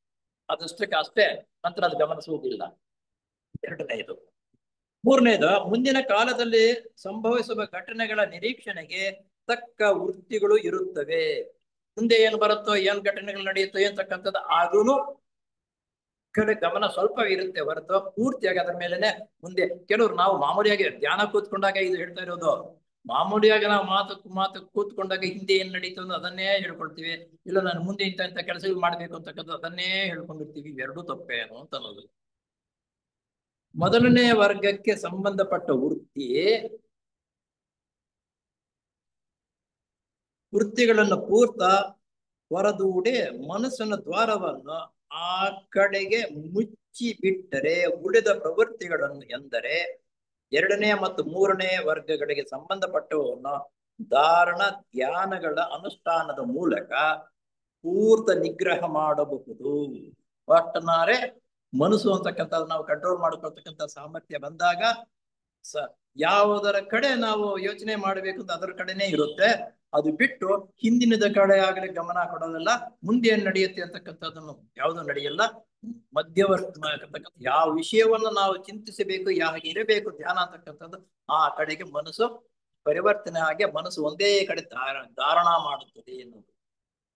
ಆದುದರಿಂದ ಮನಸ್ಸು ತನ್ನ ಇಂದ್ರಿಯಗಳನ್ನು ಪೂರ್ತ ಸ್ವಾಧೀನಕ್ಕೆ ತೆಗೆದುಕೊಂಡು ಬಂದಿದ್ದ ಪಕ್ಷದಲ್ಲಿ ಎಂದರೆ ಹಿಂದಿನ ಯೋಗಗಳಾದ ಯಮ ನಿಯಮಗಳನ್ನು ಅನುಷ್ಠಾನ ಮಾಡುವುದರಲ್ಲಿ ಸಿದ್ಧಿಯನ್ನು ಪಡೆದಿದ್ದ ಪಕ್ಷದಲ್ಲಿ ಪ್ರತ್ಯಾಹಾರವೂ ಕೂಡ ಸುಲಭವಾಗಿ ಅಳವಡಿಸುತ್ತದೆ. ಪ್ರತ್ಯಾಹಾರ ಅಂತಕ್ಕಂಥದ್ದನ್ನ ಆಮೇಲೆ ಹಿಂದೆ ಯಮ ನಿಯಮ ಅಂತಕ್ಕಂಥದ್ದೆಲ್ಲ ಅವು ಅನುಷ್ಠಾನಕ್ಕೆ ತಂದಿರಬೇಕು. ಅಷ್ಟೊತ್ತಿಗೆ ನಾವು ಯಮ ಅಂತಂದ್ರೆ ಕೆಟ್ಟ ಕೆಲಸಗಳನ್ನ ಮಾಡಿದಿರ ಬಿಡ್ತಕ್ಕಂಥದ್ದು, ನಿಯಮ ಅಂದ್ರೆ ಒಳ್ಳೆ ಕೆಲಸಗಳನ್ನ ಅಭ್ಯಾಸ ಮಾಡ್ಕೊಳ್ತಕ್ಕಂಥದ್ದು, ಧ್ಯಾನಕ್ಕೆ ಕೂತ್ಕೊಳ್ತಕ್ಕಂಥದ್ದು. ಈ ಮನಸ್ಸು ಅಂತಕ್ಕಂಥದ್ದು ಒಂದು ಕಡೆ ಶೇಖರಣವಾಗಿ ಮಾಡಿಕೊಂಡು ಬೇರೆ ಕಡೆಗೆ ಹರಡದಿರ ಆ ಅಭ್ಯಾಸವನ್ನು ಪಡ್ಕೊಂಡು ಇರ್ತಕ್ಕಂಥವನಿಗೆ ಅಲ್ಲಿಗೆ ಉದಾಹರಣೆಗಾಗಿ ಒಬ್ಬ ವಿಜ್ಞಾನಿಯು ಒಂದು ಹೊಸ ಸೌಲಭ್ಯವನ್ನು ಕಂಡು ಹಿಡಿಯುವ ಕೆಲಸದಲ್ಲಿ ಆಸಕ್ತನಾಗಿರುವಾಗ ಅದು ಹೊರತು ಉಳಿದ ಹೊರಗಿನ ಪ್ರಪಂಚವನ್ನು ಪೂರ್ತ ಮರೆಯುತ್ತಾನೆ. ವಿಜ್ಞಾನಿಯಾಗಿರ್ತಕ್ಕಂಥ ತನ್ನ ಕೆಲಸ ಮಾಡ್ತಾ ಇರುವಾಗ ಅದ್ರ ಕಡೆ ಗಮನವ ಪೂರ್ತಿಯಾಗಿರುತ್ತೆ ಹೊರತು ತನ್ನ ಮನಸ್ಸು ಬೇರೆ ಕಡೆ ಹೋಗ. ಆ ವಿಜ್ಞಾನಿ ಅಂತಕ್ಕಂಥದ್ನು ಒಬ್ಬ ತಪಸ್ ಮಾಡ್ತಕ್ಕಂಥ ಸನ್ಯಾಸಿನೇ ಅರ್ಥ. ಹೌದು, ಅವನು ಮುಂದೆ ಒಳ್ಳೆ ಸನ್ಯಾಸಿ ಆಗ್ತಾನೆ. ವಿಜ್ಞಾನಿಗಳಾಗಿರ್ತಕ್ಕಂಥವ್ರು ಇವರು ಮುಂದೆ ಒಳ್ಳೆ ತಪಸ್ವಿಗಳಾಗ್ತಕ್ಕಂಥ ಸನ್ಯಾಸಿ ಏಕಾಗ್ರತೆಯನ್ನ ಈ ಜನ್ಮದಲ್ಲೇ ಪಡೆದಿರುತ್ತಾರೆ. ಇದು ಸಹಜವಾಗಿ ಆಗುತ್ತದೆ. ಹೊರಗಿನ ಪ್ರಪಂಚಕ್ಕೆ ಸಂಬಂಧಪಟ್ಟ ಒಂದು ಗೊತ್ತಾದ ವಿಷಯವನ್ನು ಚಿಂತಿಸುವಾಗ ಅದೇ ಪ್ರಪಂಚಕ್ಕೆ ಸೇರಿದ ಉಳಿದ ವಿಷಯಗಳು ದೂರ ಸರಿಯುತ್ತವೆ. ನಾವು ಪ್ರಪಂಚಕ್ಕೆ ಸಂಬಂಧಪಟ್ಟಿರ್ತಕ್ಕಂಥ ಯಾವುದೋ ವಿಷಯವನ್ನು ತಿಳಿಸಬೇಕು ಅಂತಕ್ಕಂಥ ಆಸಕ್ತಿಯಿಂದ ಅದರ ಕಡೆ ಗಮನ ಇಟ್ಟಾಗ ಬೇರೆ ಕಡೆ ಯಾವುದು ನಮಗೆ ಬರಬಾರದು. ಇದು ಉದ್ದೇಶವಲ್ಲದೆ ಆಗುತ್ತದೆ. ಈ ರೀತಿ ಮನಸ್ಸು ಬೆಳವಣಿಗೆ ಆದಾಗ ನಮ್ಮ ಉದ್ದೇಶವಿಲ್ಲದೇನೆ ಅಂತಾವೋ ನಮ್ಮಲ್ಲಿ ಬೆಳವಣಿಗೆ ಆಗುತ್ತದೆ. ಆದರೆ ಸಾಧಕನ ಉದ್ದೇಶ ಪೂರ್ವಕವಾಗಿ ಹೊರಗಿನ ಪ್ರಪಂಚಕ್ಕೆ ಸಂಬಂಧಪಟ್ಟ ಎಲ್ಲಾ ವಿಷಯಗಳನ್ನು ಹೊರದೂಡಿ ತನ್ನ ಆತ್ಮ ಸ್ವರೂಪದ ಕಡೆಗೆ ಕೈಗೊಂಡಿರುವ ಧಾರಣಾದಿಗಳನ್ನೆಲ್ಲ ಮಗ್ನವಾಗುವುದಾದರೆ ಅದು ನಿಜವಾದ ಪ್ರತ್ಯಾಹಾರ. ಧ್ಯಾನ ಧಾರಣ ಮಾಡ್ತಕ್ಕಂಥದ್ದು ಅಂದ್ರೆ ಹೊರಗಿನ ಪ್ರಪಂಚದ ವಿಷಯಗಳ ಕಡೆ ಗಮನವೂ ಒಂದು ಸ್ವಲ್ಪವೂ ಇಲ್ಲದಿರ ಹಿಂದೆ ಮುಂದೆ ಯೋಚನೆ ಮಾಡ್ತಕ್ಕಂಥದ್ದು ಬಿಟ್ಟು ಒಂದೇ ಯಾವ ವಿಷಯವನ್ನು ನಾವು ತೆಗೆದುಕೊಂಡಿರ್ತೇವೋ ಅದರ ಕಡೆನೇ ಗಮನವನ್ನು ಇಟ್ಟು ಮನಸ್ಸು ಅದರ ಮೇಲೆ ಇಡ್ತಕ್ಕಂಥದ್ದು ಮಾಡ್ತಾರಲ್ಲ, ಇದಕ್ಕೆ ಪ್ರತ್ಯಾಹಾರ ಎನ್ನುವರು. ನಂತರ ಸೂತ್ರ 55ನೇ, ಇದು ಪರಮ ಅತ್ಯುನ್ನತ ಮಟ್ಟದ ಶ್ರೇಷ್ಠ ಆಗಿರ್ತಕ್ಕಂಥದ್ದು. ಇಂದ್ರಿಯಗಳ ಮೇಲಿನ ಹತೋಟಿ ಇದು ಬಹಳ ಮುಖ್ಯವಾಗಿ ಎಲ್ಲರೂ ಇದು ಟ್ರೈನಿಂಗ್ ಪಡೆಯಬೇಕು. ಇಂದ್ರಿಯಗಳ ಮೇಲಿನ ಹತೋಟಿ ಪಡೆಯುವುದು ಹೇಗೆ ಅಂತಕ್ಕಂಥದ್ದು ಸೂತ್ರ 55ರಲ್ಲಿ ಬರುತ್ತೆ. ಅನಂತರ ಅತ್ಯುನ್ನತ ಮಟ್ಟದ ಇಂದ್ರಿಯ ಜಯವು ಲಭಿಸುತ್ತದೆ. ಆ ಇಂದ್ರಿಯಗಳನ್ನ ಹತೋಟಿ ತರತಕ್ಕಂಥ ಸಾಮರ್ಥ್ಯ ಬೆಳೆಸಿಕೊಂಡಾಗ ನಂತರ ಅತ್ಯುನ್ನತ ಮಟ್ಟದ ಇಂದ್ರಿಯ ಜಯವು ಲಭಿಸುತ್ತದೆ. ಪ್ರತ್ಯಾಹಾರ ಎಂದರೆ ಇಂದ್ರಿಯಗಳು ಆಯಾ ವಿಷಯ ಎಂದರೆ ತಮಗೆ ಆ ಮೂಲಕ ಪ್ರಾಪ್ತವಾಗುವ ಸುಖಕ್ಕೆ ಅಂಟಿಕೊಳ್ಳದೆ ದೂರವಿರುವ ಅನುಷ್ಠಾನವು ಇಂದ್ರಿಯಗಳ ಮೇಲೆ ಪೂರ್ತ ಜಯವನ್ನು ತಂದುಕೊಡುತ್ತವೆ. ಇದೆಲ್ಲವೂ ಸಿದ್ಧಿಸಬೇಕಾದರೆ ಮನೋನಿಗ್ರಹವೇ ಕಾರಣ. ಇವೆಲ್ಲ ಸಿದ್ಧಿಯಾಗಬೇಕು ಅಂದ್ರೆ ನಮ್ಗೆ ಮನೋನಿಗ್ರಹ, ಮನಸ್ಸು ನಿಗ್ರಹಿಸ್ತಕ್ಕಂಥ ಸಾಮರ್ಥ್ಯ ಬೆಳೆಸಿಕೊಂಡಿರಬೇಕು. ಇವೆಲ್ಲ ಮಾಡಿದರಷ್ಟರೊಳಗಾಗಿ ಆ ಮನೋನಿಗ್ರಹವು ಬಂದೇ ಬರುತ್ತೆ. ಅಷ್ಟು ಸುಲಭವಲ್ಲ. ಮೊಟ್ಟ ಮೊದಲನೇದು ಸಾಹಸ ಅಂದ್ರೆ 4 ಗಂಟೆ ನಾವು ಆಸನದಲ್ಲಿ ಕುಳಿತುಕೊಳ್ಳತಕ್ಕಂತಹದ್ದು ಸಾಮರ್ಥ್ಯವನ್ನು ಬೆಳೆಸ್ಕೋಬೇಕು ಫಸ್ಟ್. ಅದೇ ಬಹಳ ಕಷ್ಟವಾಗಿರ್ತಕ್ಕಂಥದ್ದು. ಮನೋನಿಗ್ರಹವು ಪ್ರಾಪ್ತವಾಗಬೇಕಾದರೆ ಅವಿದ್ಯ ನಾಶ ಮತ್ತು ಜ್ಞಾನ ಪ್ರಾಪ್ತಿ. ಮನೋನಿಗ್ರಹ ಬರಬೇಕಂದ್ರೆ ಅವಿದ್ಯೆ ಅನ್ನೋದು ನಾಶವಾಗಬೇಕು, ಆಮೇಲೆ ಜ್ಞಾನವು ಪ್ರಾಪ್ತಿಯಾಗಬೇಕು. ಜ್ಞಾನ ಬರಬೇಕು, ಅವಿದ್ಯೆ ಹೋಗು ಮೂಲಕ ವಿವೇಚನಾ ಪೂರ್ವಕವಾಗಿ ಮಾಡುವ ವ್ರತ ಕರ್ಮಗಳೆಲ್ಲವೂ ಅನುಭವ ಪೂರ್ವಕವಾದ ತಿಳುವಳಿಕೆ ಉಂಟು ಮಾಡುತ್ತವೆ. ವಿವೇಕದಿಂದ ನಾವು ಮಾಡ್ತಕ್ಕಂಥ ಕೆಲಸವು ಅನುಭವವು ತಿಳುವಳಿಕೆ ಬರುವಂತೆ ನಮಗೆ ಮಾಡುತ್ತದೆ. ಅಂದ್ರೆ ವಿವೇಕದಿಂದ ಮಾಡುವ ಕೆಲಸಗಳು. ಯಮ ನಿಯಮಗಳನ್ನು ಅನುಷ್ಠಾನ ಮಾಡುವುದರ ಮೂಲಕ ಪ್ರತ್ಯಾಹಾರವು ಸಿದ್ಧಿಸುತ್ತದೆ. ಯಮ ನಿಯಮಗಳನ್ನ ಅನುಷ್ಠಾನ ಮಾಡುವುದರಿಂದ ನಮ್ಗೆ ಏನಾಗುತ್ತೆ? ಪ್ರತ್ಯಾಹಾರವು ಸಿದ್ಧಿಸುತ್ತದೆ. ಆದರೆ ಮನಸ್ಸಿನಲ್ಲಿ ಹಿಂದಿನ ಅನುಭವಕ್ಕೆ ಸಂಬಂಧಪಟ್ಟ ಅಂದ್ರೆ ಹಿಂದಿಂದೇದೋ ಒಂದು ಘಟನೆಗಳು ನಡೆದಿರುತ್ತೆ, ತಕ್ಷಣ ನೆನಪು ಬರುತ್ತೆ. ನಾವು ಧ್ಯಾನ ಕೂತ್ಕೊಂಡಾಗ ಅದೇ ನಮ್ಗೆ ಬಂದಿರೋದು ತೊಂದರೆಗಳು. ಇಲ್ಲ ಹಿಂದೆ ಏನ್ ನಡೆದಿತ್ತೋ ಅದು ಬರುತ್ತೆ, ಇಲ್ಲ ಮುಂದೆ ಏನ್ ಮಾಡ್ಬೇಕು ಅನ್ನೋದು ಬರುತ್ತೆ. ಪ್ರೆಸೆಂಟ್ ಈಗ ನಾನು ಯಾವ್ದಿದ್ದೀನಿ ಅನ್ನೋದು ಮರ್ತೋಗ್ತೀನಿ. ಹಿಂದಕ್ಕೆ ಹೋಗುತ್ತೆ, ಅಲ್ಲ ಮುಂದಕ್ಕೆ ಹೋಗುತ್ತೆ. ಯೋಚನೆಗಳು ಒಂದಾದ್ಮೇಲೆ ಬರ್ತಾನೇ ಇರುತ್ತವೆ. ಯಾಕೆ? ಈ ಕಂಟ್ರೋಲ್ ಅಂದ್ರೆ ಈ ನಿಯಮಗಳನ್ನ ನಾವು ಅರಿತುಕೊಳ್ಳದಿರ, ಸರಿಯಾದ ವ್ಯವಸ್ಥೆ ಮಾಡದಿರನೆ ಧ್ಯಾನಕ್ಕೆ ಕೂತ್ಕೊಂಡ್ರೆ ಈ ರೀತಿ ಆಗುತ್ತೆ. ರಸ ಇವುಗಳ ಮೇಲಿನ ಚಪಲವು ಉಳಿದಿರುತ್ತದೆ. ಅನುಭವಕ್ಕೆ ಸಂಬಂಧಪಟ್ಟ ರಸ ಅಂತಂದ್ರೆ ಯಾವುದರಲ್ಲಿ ನಾವು ಅನುಭವ ಹಿಂದೆ ಪಡೆದಿರ್ತವೋ ಅದರ ಮೇಲೆ ಹೋಗುತ್ತೆ ನಮ್ಮ ಮನಸ್ಸು. ಆದುದರಿಂದಲೇ ವಿಶ್ವಾಮಿತ್ರ, ಪರಾಶರ ಮೊದಲಾದವರು ಪುನಃ ಇಂದ್ರಿಯ ಸುಖಾಭಿಲಾಷೆಯಿಂದ ಪತಿತರಾದರು. ರಸ ಅಂತಂದ್ರೆ ನಾವು ತಿಳ್ಕೊಂಡಿರೋ ರೀತಿಯಲ್ಲಿ ರಸ ಅಂತಂದ್ರೆ ಕುಡಿತಕ್ಕಂತ ನೀರು, ಮಜ್ಜಿಗೆ ಅಂತದಲ್ಲ. ಇದು ಪರಾಸ್ಪರ ಅಂದ್ರೆ ವಿಶ್ವಾಮಿತ್ರ, ಪರಾಸ್ಪರ ಅಂತಕ್ಕಂಥವರು ಆ ಹಿಂದಿನ ರಸ ಅಂತ ಇದ್ದಿದ್ದರಿಂದ ಅವರು ಯೋಗ ಭ್ರಷ್ಟರಾದರು. ಅಭಿಲಾಷೆ ಸಂಸ್ಕಾರವು ಕೂಡ ಅದಕ್ಕಿಂತ ಉತ್ತಮವಾದ ಸುಖ ಅಥವಾ ಆನಂದವು ಕರಗತವಾದಾಗ ವಿಶೇಷವಾಗಿ ಬಿದ್ದು ಹೋಗುತ್ತದೆ. ಆನಂದವೋ ಅಥವಾ ಮತ್ತೊಂದು ಹಿಂದೊಂದು ಸಂಸ್ಕಾರ ಇದ್ದರೆ ಅದು ಗಮನ ಬಂದರೆ ಬಿದ್ದು ಅಲ್ಲೇ ಬಿದ್ದ. ಉದಾಹರಣೆಗಾಗಿ ಮಕ್ಕಳು ಆಟಗಳನ್ನೇ ಆಸಕ್ತರಾಗಿರುತ್ತಾರೆ, ಆದರೆ ಅವರಿಗೆ ಪ್ರಾಪ್ತ ವಯಸ್ಸಾಗಿ ಲಗ್ನವಾದರೆ, ಇಲ್ಲಿ ನಮಗೆಲ್ಲರಿಗೂ ಪರಿಚಯವೇ ಗೊತ್ತಾಗಿರ್ತಕ್ಕಂಥ ಚಿಕ್ಕ ವಯಸ್ಸಿನಲ್ಲಿ ಬಹಳ ಆಟಗಳಾಡ್ತೀವಿ. ಈಗ ಆಟ ಆಡತಕ್ಕ ಮೊಬೈಲ್ ಬಿಟ್ರೆ ಬೇರೆ ಯಾರು ಮಾಡಲ್ಲ, ಏನಿಲ್ಲ. ಅದರೊಳಗೆ ಕೆಟ್ಟೋಗ್ತಕ್ಕಂಥದ್ದು ಬೇಕಾದಷ್ಟು ಹುಡುಗರು. ಹಿಂದಿನಲ್ಲಿ ನಮ್ಮ ವಯಸ್ಸಿನಲ್ಲಿ ಚಿಕ್ಕವರಾದಾಗ ಅನೇಕ ಆಟ ಪಾಠಗಳನ್ನ ಆಡ್ತಾ ಇದ್ವು.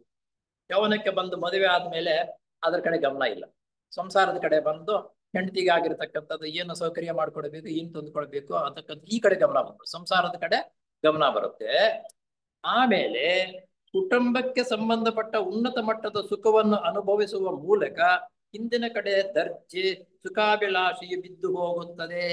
ಆಟ ಆಡೋದಕ್ಕೆ ಅಥವಾ ಚಿಕ್ಕ ವಯಸ್ಸಿನಲ್ಲಿ ಎಲ್ಲಂದ್ರೂ ಓಡ್ತಾ ಇದ್ವು.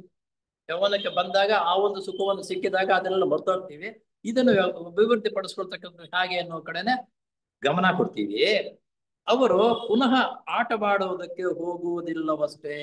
ಯಾಕಂದ್ರೆ ಅದಕ್ಕಿಂತ ಉತ್ತಮವಾಗಿರ್ತಕ್ಕಂಥ ಸುಖ ಸಂತೋಷ ಇಲ್ಲಿ ಸಿಗ್ತಾ ಇರುವಾಗ ಅದು ಬಿಟ್ಬಿಡ್ತೀವಿ. ಗಂಡಸು ತನ್ನ ಪತ್ನಿಗೆ ಬೇಕಾದ ಒಡವೆ, ಉಡುಪು ಮೊದಲಾದ ಭೋಗ ಸಾಮಗ್ರಿಗಳನ್ನು ಒದಗಿಸುವ ಕಸಬನಲ್ಲಿ ಆತನಿಗೆ ಆಸಕ್ತಿ ಬರುತ್ತದೆ. ಈ ಮಾಮೂಲಿ ಸಂಸಾರ ಕಟ್ಕೊಂಡ್ಮೇಲೆ ಏನೇನ್ ಬೇಕು, ಹೆಂಡತಿಗೆ ಏನ್ ಬೇಕು, ಅವ್ರು ಬೇಕು ಅನ್ನೋದು ಗಂಡಸಿಗೆ ಆಸೆ ಬರುತ್ತೆ. ಆ ಹೆಂಗಸಾಗಿರ್ತಕ್ಕಂಥವ್ರು ನನ್ನ ಗಂಡನ ಯಾವ ರೀತಿ ಬೆಳೆಸ್ಕೋಬೇಕು, ನನ್ನ ಹತೋಟಿಯಲ್ಲಿ ಹೆಂಗ್ ಇಟ್ಕೋಬೇಕು, ಹೊತ್ತಿಗೆ ಸರಿಯಾಗಿರ್ತಕ್ಕಂಥ ರಸವಾಗಿರ್ತಕ್ಕಂಥ ಅಡಿಗೆ ಪಾಯಸಗಳನ್ನು ಬಡಿಸತಕ್ಕಂಥದ್ದನ್ನ ನಮಗೂ ಆಗುತ್ತೆ. ಅವ್ರ ಒಬ್ಬರಿಗೆ ಅಲ್ಲ, ಎಲ್ಲರಿಗೂ ಅನುಭವವೇ. ಅದು ಒಬ್ಬರ ಮೇಲೆ ಆಗ್ತಾ ಇದೆ. ಹೇಳ್ತಾ ಇದೀನಲ್ಲ, ನೀವು ಅವ್ರೊಬ್ಬರ ಮೇಲೆ ಆಗ್ಬೇಡ್ರಿ. ಎಲ್ಲರೂ ನಾವು ಎಲ್ಲ ಅದರಲ್ಲಿ ಸೇರಿರ್ತಕ್ಕಂಥವ್ರೆ. ಕೆಲವರಿಗೆ ಸ್ವಲ್ಪ ಜಾಸ್ತಿ ಇರುತ್ತೆ, ಇನ್ನು ಕೆಲವರಿಗೆ ಕಡಿಮೆ ಇರುತ್ತೆ, ಇನ್ನು ಕೆಲವರು ಅತಿಯಾಗಿ ಮಾಡ್ತಾರೆ. ಅದು ಬೇರೆ ಕಡೆ ಹೇಳ್ಕೊಳ್ಳೋಣ, ತೋರಿಸ್ಕೊಳ್ಳೋದಿಲ್ಲ, ಅಷ್ಟೇ ಇರುತ್ತೆ. ಪತ್ನಿ ತನ್ನ ಪತಿಗೆ ಹಿತಕರವಾದ ಊಟ ಉಪಚಾರಗಳನ್ನು ಸಿದ್ಧಪಡಿಸುವುದರಲ್ಲಿ ಆಕೆಗೆ ಆಸಕ್ತಿ ಬರುತ್ತದೆ. ಆವಾಗ ಪತ್ನಿಗೆ ಊಟೋಪಚಾರಗಳು ಸಂದರ್ಭಕ್ಕೆ ತಕ್ಕಂತ ಏನ್ ಮಾಡ್ಕೊಡ್ಬೇಕೋ ಅವ್ರ ಮನಸ್ಸಿನಲ್ಲಿ ಅರಿತುಕೊಂಡು ಸೇವೆ ಮಾಡ್ತಾ ಇದ್ರೆ ಅದೇ ಸ್ವರ್ಗ. ಅವರಿಗೆ ಇವರಿಗೆ ವಿರುದ್ಧವಾಗಿರ್ತಕ್ಕಂಥದ್ದು ಮಾಡಿದ್ರೆ ಸಂಸಾರವೇ ನರಕ. ಆಕೆಗೆ ಆನಂದ ಉಂಟಾಗುತ್ತದೆ, ಅವಾಗ ಆಕೆಗೂ ಆನಂದ ಬರುತ್ತೆ, ಈತನಿಗೂ ಆನಂದವಾಗುತ್ತದೆ. ಹೀಗೆಯೇ ಸಾಧಕನಿಗೆ ಸ್ವಾಧ್ಯಾಯ, ಸಾಧಕ ಅಂದ್ರೆ ನಾವೆಲ್ಲ ಸ್ವ ಅಧ್ಯಾಯದಿಂದ ಈಶ್ವರ ಪ್ರಣಿಧಾನಗಳ ಮೂಲಕ ಉನ್ನತ ಮಟ್ಟದ ತಿಳುವಳಿಕೆ ಮತ್ತು ಶಾಂತ್ಯ ಆನಂದಗಳು ಲಭ್ಯವಾಗುವುದರಿಂದ ಆತನ ಪಾಲಿಗೆ ಕೆಳಗಿನ ಮಟ್ಟದ ಇಂದ್ರಿಯ ಸುಖಾಪೇಕ್ಷೆಗಳು ಬಿದ್ದು ಹೋಗುತ್ತವೆ. ಈಶ್ವರ ಪ್ರಣಿಧಾನ ಅಷ್ಟೊತ್ತಿಗೆ ಬಂದಾಗ ಸುಖ ದುಃಖಗಳು ಅಂತಕ್ಕಂಥದ್ದು ಬಿದ್ದು ಹೋಗಿ ಒಂದೇ ಕಡೆ ಗಮನವನ್ನು ಕೊಟ್ಟು ಆ ನಿರಂತರವಾಗಿ ಆ ಕಡೆ ಧ್ಯಾನ ಮಾಡ್ತಕ್ಕಂಥ ಸಾಮರ್ಥ್ಯವು ಅಷ್ಟೊತ್ತಿಗೆ ನಾವು ಬೆಳೆಸಿಕೊಂಡಿರ್ತೀವಿ. ಆದುದರಿಂದ ಪ್ರಾರಂಭ ಮಟ್ಟದಲ್ಲಿನ ಯಮ ನಿಯಮಾದಿ ಯೋಗಗಳನ್ನು ಉತ್ಪೂರ್ವಕವಾಗಿ ಅನುಷ್ಠಾನ ಮಾಡುವುದರ ಮೂಲಕ ರಾಗದ್ವೇಷಾದಿಗಳು ಉಂಟಾಗುವಂತ ಹೊರಗಿನ ತೊಂದರೆಗಳನ್ನು ನಿರ್ಮೂಲ ಮಾಡುತ್ತವೆ. ಈ ರೀತಿ ನಾವು ಅಭ್ಯಾಸ ಮಾಡಿಕೊಂಡು ಬಂದಾಗ ಹೊರಗಿನಿಂದ ಬರತಕ್ಕಂಥ ದ್ವೇಷಾಸೂಯೆಗಳನ್ನು ಪೂರ್ಣವಾಗಿ ಬಿಟ್ಟು ಏನ್ ತೊಂದರೆಗಳನ್ನು ನಿರ್ಮೂಲ ಮಾಡುತ್ತೇವೆ. ಯಾರೇ ಬೈದ್ರೂ ಕೋಪ ಬರಲ್ಲ, ಹೊಗಳಿದ್ರೂ ಸಂತೋಷನೂ ಬರಲ್ಲ, ಆ ಮಟ್ಟಕ್ಕೆ ಅವನು ಬರ್ತಾನೆ. ಈ ಮೂಲಕ ಕಾಮದೇಹವು ತನ್ನ ಸ್ವಾಧೀನಕ್ಕೆ ಬಂದಂತೆ ಆಗುತ್ತದೆ. ಇದಕ್ಕೆಲ್ಲ ಕಾರಣ ನಮ್ಮನ್ನು ಕುಣಿಸ್ತಾ ಇರೋದು ನಮ್ಮ ಕಾಮದೇಹ ಅಂತಿದೆಯಲ್ಲ. ರಾಗದ್ವೇಷಾದಿಗಳನ್ನು ತಂದು ಕೊಡುವುದು ಕಾಮದೇಹ. ಆ ಕಾಮದೇಹವು ಸ್ಥೂಲ ದೇಹಕ್ಕೆ ಪರಿವರ್ತನೆ ಹೊಂದಿಸಿ ಆ ರಾಗದ್ವೇಷಗಳಿಗೆ ಸಂಬಂಧಪಟ್ಟಂತೆ ಕುಣಿದು ಕುಪ್ಪಳಿಸಿ ಮಾಡಬಾರದು ಕೆಲಸಗಳನ್ನು ಮಾಡಿಸುವುದು, ಹೊಗಳ ಕೆಲಸಕ್ಕೆ ಬಾರದೇ ಇರತಕ್ಕಂಥ ಹೊಗಳಿಕೆ ಮಾಡುವುದು, ಇವೆಲ್ಲ ಮಾಡಿಸುವುದು ಆ ರಾಗದ್ವೇಷಗಳ ಹುಟ್ಟುವುದು ಕಾಮದೇಹದಲ್ಲಿ. ಕಾಮದೇಹದಿಂದ ಸ್ಥೂಲ ದೇಹಕ್ಕೆ ಬಂದು ನಾವು ಅದನ್ನ ಆಚರಣೆಗೆ ತರ್ತೀವಿ. ಆಸನ ಪ್ರಾಣಾಯಾಮದ ಮೂಲಕ ಸ್ಥೂಲ ದೇಹವು ಸ್ವಾಧೀನಕ್ಕೆ ಬರುತ್ತದೆ. ನೋಡು, ಈ ಸ್ಥೂಲ ದೇಹವನ್ನು ಸ್ವಾಧೀನಕ್ಕೆ ಪಡೆಯಬೇಕಾದರೆ ಆಸನ ಪ್ರಾಣಾಯಾಮದ ಮೂಲಕ, ಆಸನ ಅರ್ಥವಾಯ್ತವಾಗ್ಲೇ ಹೇಳಿದ್ದು, ಆಸನ ಅದಕ್ಕೆ ಬಹಳ ಮುಖ್ಯವಾಗಿದ್ದು. ಆಮೇಲೆ ಪ್ರಾಣಾಯಾಮ, ಉಸಿರು ತೆಗೆದುಕೊಳ್ತಕ್ಕಂಥದ್ದು ಬಿಡ್ತಕ್ಕಂಥದ್ದು. ಇದಾದ ಮೇಲೆ ಆ ಕೆಲಸ ಮಾಡಿದಾಗ ನಮ್ಮ ಸ್ವಾಧೀನಕ್ಕೆ ಬರುತ್ತೆ ನಮ್ಮ ಈ ದೇಹ. ಹೌದು, ಸ್ಥೂಲ ದೇಹ. ಹೌದು, ಆಸನ ಪ್ರಾಣಾಯಾಮ ಇವೆಲ್ಲ ಬಂದ ಮೇಲೆ ನಮ್ಮ ಸ್ಥೂಲ ದೇಹ ನಮ್ಮ ಸ್ವಾಧೀನಕ್ಕೆ ಬರುತ್ತದೆ. ಅಲ್ಲದೆ ಸ್ವಾಧ್ಯಾಯ ಈಶ್ವರ ಪ್ರಣಿಧಾನದ ಮೂಲಕ ಪ್ರತ್ಯಾಹಾರವು ಸಿದ್ಧಿ, ಇಂದ್ರಿಯಗಳ ಮೇಲಿನ ಪೂರ್ತ ಜಯವು ಸಿದ್ಧಿಸುತ್ತದೆ. ಇದನ್ನು ಅಭ್ಯಾಸ ಮಾಡ್ತಾ ಇರುವಾಗ ಏನಾಗುತ್ತದೆ? ಇಂದ್ರಿಯಗಳ ಮೇಲಿನ ಪೂರ್ತ ಜಯವು ಲಭಿಸುತ್ತದೆ. ಇಂದ್ರಿಯಗಳನ್ನು ಹತೋಟಿಗೆ ತೆಗೆದುಕೊಳ್ತಕ್ಕಂಥ ಸಾಮರ್ಥ್ಯವನ್ನು ನಾವು ಬೆಳೆಸಿಕೊಂಡಾಗ, ಇನ್ನೊಬ್ಬರು ಹೇಳಿದ್ದಾಗಲೂ ಮತ್ತೊಂದಾಗಲೇ ಒಳ್ಳೆಯದು ಕೆಟ್ಟದ್ದಾಗಿರ್ತಕ್ಕಂಥ ಧ್ಯಾನ ಮಾಡಿಕೊಳ್ಳೋದಕ್ಕಾಗಿ ಸಾಮರ್ಥ್ಯವನ್ನು ನಾವು ಬೆಳೆಸ್ಕೊಳ್ತೀವಿ. ಇಂದ್ರಿಯ ನಿಗ್ರಹ ಮಾಡಿಕೊಂಡಾಗ ನಮ್ಮ ಮನಸ್ಸು ಇಂದ್ರಿಯಗಳ ಕಡೆ ಗಮನ ಕೊಡೋದಿಲ್ಲ, ಆ ಮನಸ್ಸು ಇಂದ್ರಿಯವನ್ನು ಗೆಳ್ಕೋಬೇಕು. ಅನಂತರ ಸಾಧಕನು ಧಾರಣ, ಧ್ಯಾನ ಮತ್ತು ಸಮಾಧಿ ಅಭ್ಯಾಸಕ್ಕೆ ಯೋಗ್ಯತೆಯನ್ನು ಪಡೆಯುತ್ತಾನೆ. ಗುರುಗಳು ಜೀವನ ಅಂತ ಅನ್ನೋದಿಲ್ಲ, ಅದರಲ್ಲಿ ನಾವು ಯಾವ ರೀತಿ ಧ್ಯಾನ ಮಾಡ್ಬೇಕು ಅಂತಕ್ಕಂಥದ್ದು 3 ಸ್ಟೆಪ್ ನಾವು ಹೇಳಿದೀವಿ. ಅದನ್ನ ನೋಡಿದ್ರೆ ಗೊತ್ತಾಗುತ್ತೆ ಧ್ಯಾನ ಮಾಡುವಾಗ ಆ 3 ಸ್ಟೆಪ್ಗಳು ಎಷ್ಟು ಪ್ರಾಮುಖ್ಯತೆ ಅಂತ. ಇಲ್ಲಿ ಪ್ರಾಣಾಯಾಮಕ್ಕೆ ಸಂಬಂಧಪಟ್ಟ ಒಂದು ಮಾತನ್ನು ಹೇಳಬೇಕಾಗುತ್ತದೆ. ಥಿಯಾಸಫಿ ಎಂಬ ದಿವ್ಯ ಜ್ಞಾನವು ಬೋಧಿಸುವುದೇನೆಂದರೆ, ನಮ್ಮ ಮನಸ್ಸು ಪರಿಶುದ್ಧವಾದರೆ, ಥಿಯಾಸಫಿ ಹೇಳೋದೇನು, ನಮ್ಮ ಮನಸ್ಸು ಪರಿಶುದ್ಧವಾಗಿದ್ದರೆ ನಮ್ಮ ಯೋಚನೆಗಳು ಸಹ ಪರಿಶುದ್ಧವಾಗುತ್ತೆ. ನಮ್ಮ ಮನಸ್ಸು ಪರಿಶುದ್ಧವಾಗಿದ್ರೆ ಒಳ್ಳೆ ಯೋಚನೆಗಳೇ ಬರುತ್ತೆ. ಮನಸ್ಸು ಪರಿಶುದ್ಧ ಇಲ್ಲ ಅಂತಂದ್ರೆ ಕೆಲಸಕ್ಕೆ ಬಾರದ ಎಲ್ಲ ಯೋಚನೆಗಳು ಬರ್ತಾನೆ ಇರುತ್ತವೆ. ಪರಿಶುದ್ಧವಾದ ಯೋಚನೆಗಳನ್ನು ನಮ್ಮ ಪ್ರಾಣಶಕ್ತಿ ವಾಹಿನಿಯು ಅನುಸರಿಸುತ್ತದೆ. ನೋಡಿ, ಉದಾಹರಣೆಗಾಗಿ ಮನುಷ್ಯನು ಕಾಮಭಾವನೆಗೆ ಒಳಗಾದಾಗ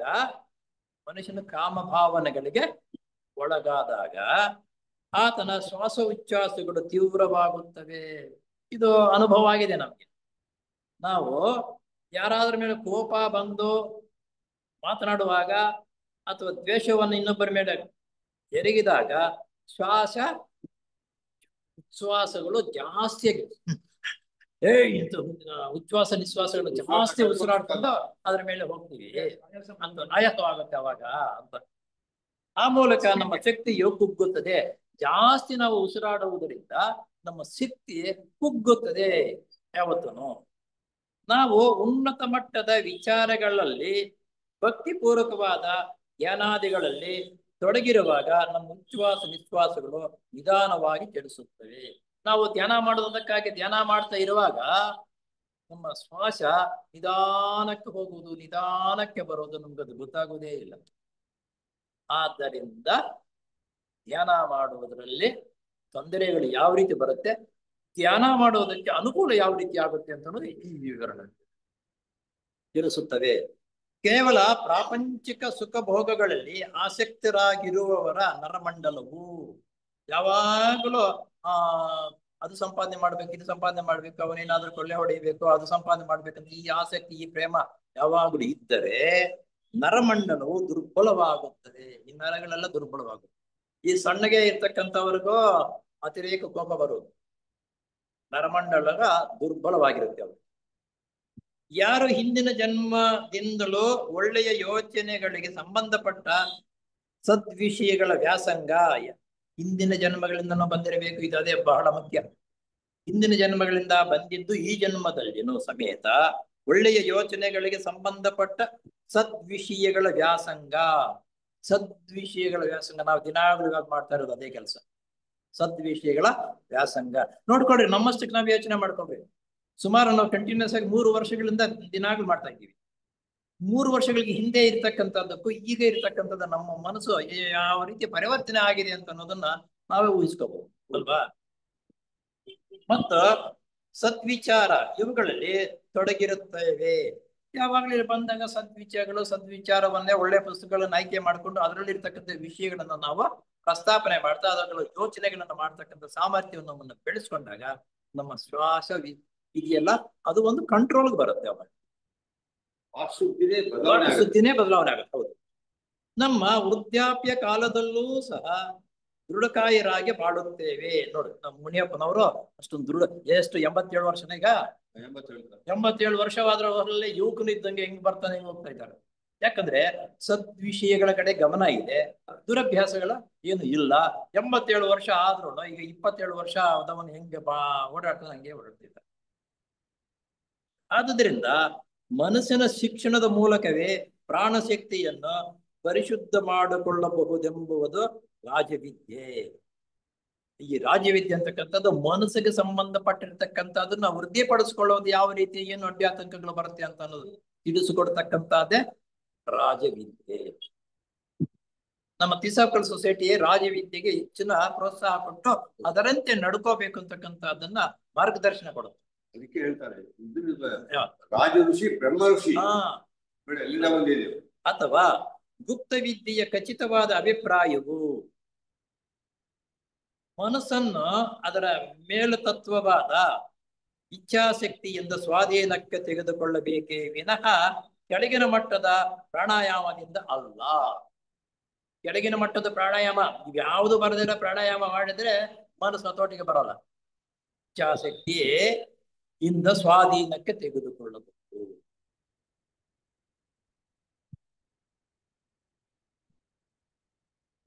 ಯಾಕಂದ್ರೆ ಸಾಕು, 5 ವರ್ಷ ಅಲ್ಲಿಗೆ 1ನೇ ಭಾಗ ಪೂರ್ತಿ ಮುಗಿದೋಯ್ತು.